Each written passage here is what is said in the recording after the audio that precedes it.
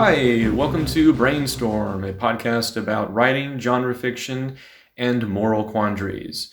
I'm fantasy author Clifton Hill, and I'm fresh out of neurons. In today's episode, we're going to try something new, technically, for my part, on the recording side of things, to see if I can make things easier on myself. So, beyond that, though, what I am wanting to talk to you about today is outlining versus pantsing. This is not a new thing, but I discovered a long time ago in myself that I need to just start writing. I just need to find my connection with the characters and walk them through the story until I can start to figure out where they're going next, and how, and make it all interesting. Like that's how my brain works. Like I do outline a fair bit, but I can't get into the minutia of detail like this, chapter, do this, for all of the book. It just doesn't seem to work for me. And it looks like I've pretty much forgotten about that issue, or at least not really an issue, but it's just how my brain works, right? And so I wanted to share that with you because, maybe you're writing a book and maybe you're running into the same problem. Maybe you're trying to fight, something about yourself. Like, if you're bowling in a bowling alley and you have a curve to your shot, you could try to correct that shot. And maybe you should, not a bowling expert, maybe you're supposed to, but, let's say more simply, you could just, if I curve the ball about one pin to the left, then let's just aim right by about one pin, and therefore I should hit about dead center. So, you got to work with what you have. And I discovered, probably back in 2014 when I was writing Seeking the Veil, that if I just wrote what came to mind was what was the most passionate, most interesting thing to write next. If I just did that in my book, Seeking the Veil, which was a 3-part epic fantasy adventure, if I just did that, then I was able to really write it pretty fast. For me, at the time, I was able to write about a total of 250 pages of publishable content that was broken up into about 3 parts. And conversely, if you look at writing Kit 2, I started in 2016 and finally finished early 2020. So that's 4 years. It's about 680 pages. If you take that rate of writing 250 times 4, well, then maybe I should have been able to write 1,000 pages, which I didn't. Not that this is indicative of anything, but I'm just mulling over that. So here I am. I'm trying to write this new series. We'll just call it codename Dragons, because it does involve dragons.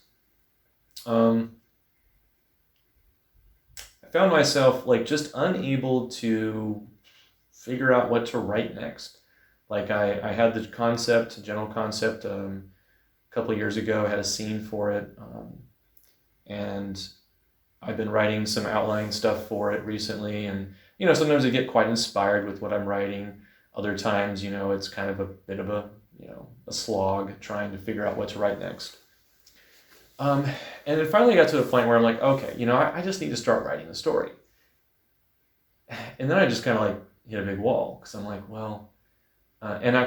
back up a second here, because I didn't actually hit a wall right away. What I think I did is I built the wall that I inevitably ran into, because I thought, I'm going to do this one better. I'm going to take all I've learned before in the past and I'm going to work on this, kind of this through point, how do you say it? This overarching arc for, all 3 of the books, which then turned out to be 4.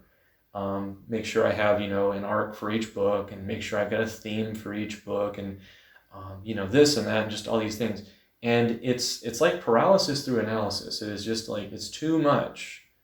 And I found myself, despite having, created some of that, I found myself just really not very, I didn't have the passion for the character. And I just couldn't find myself like really just grabbing onto these different different scene ideas to write, which I have in the past.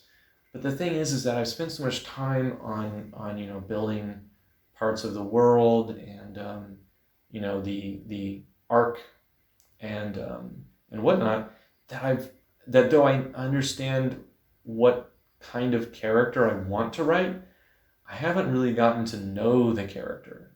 And I think that's what's really holding me back.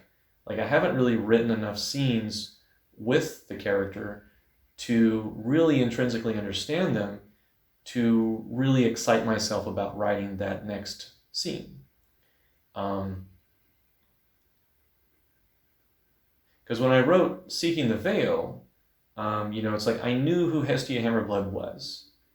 I'd already gotten to know him very well through Veil of a Warrior, and which is my epic fantasy novel, which one of these days I will get to working on book 2 of that. But so I already knew him very well, and perhaps that's a bit of my problem with this, because it's like, this is a new story, new series, a new character, new set of characters, and I don't really know them as well yet. So I'm resolving that I need to sit down and just start writing scenes that excite me.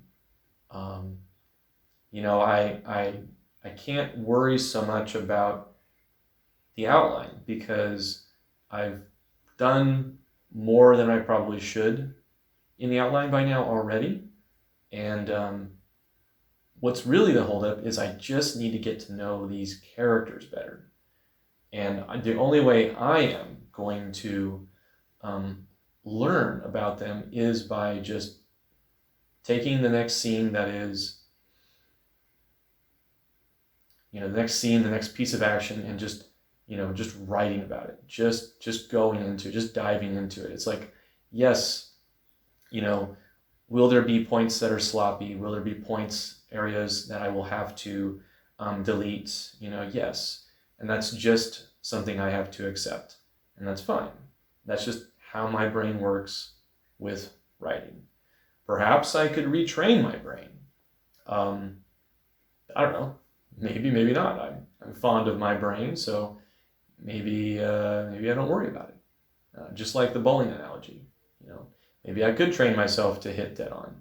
But maybe what makes me me is being slightly left of center. This is not a political commentary, by the way. So yeah, it's kind of an interesting thing. Like, I've kind of come to understand this about myself in the past, but I have found myself forgetting.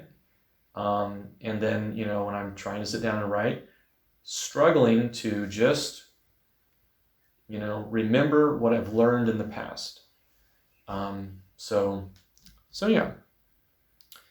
Now, I don't really know if I have anything else to comment on about this, but, if you are a writer like me, and, maybe you've identified whether you are a pantser or an outliner, maybe just own it. Just know that, whichever style you gravitate towards more, you will have to do revision afterwards. So don't worry about it being perfect. Just get the words down. And then once you have the words down, well, now you have something to critique. Now you can have something to go back over and decide, where something needs to be changed, where it needs to be stronger. And now you have something you can share with someone else. And perhaps they can give you feedback as well. that will be valuable. So bottom line, let's not, hold ourselves back because we're worried about getting it perfect on the first pass. It's not going to happen.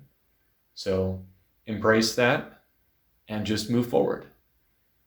Oh, and I guess to share when I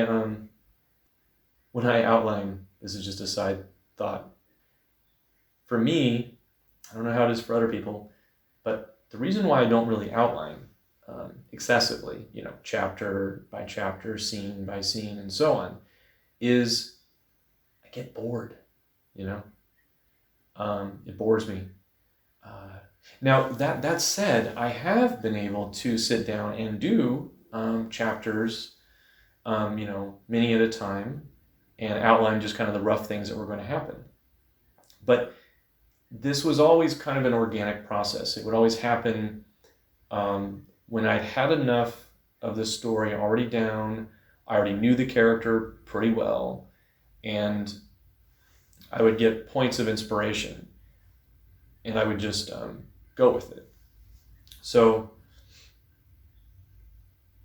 yeah, that's about all I have to say on this.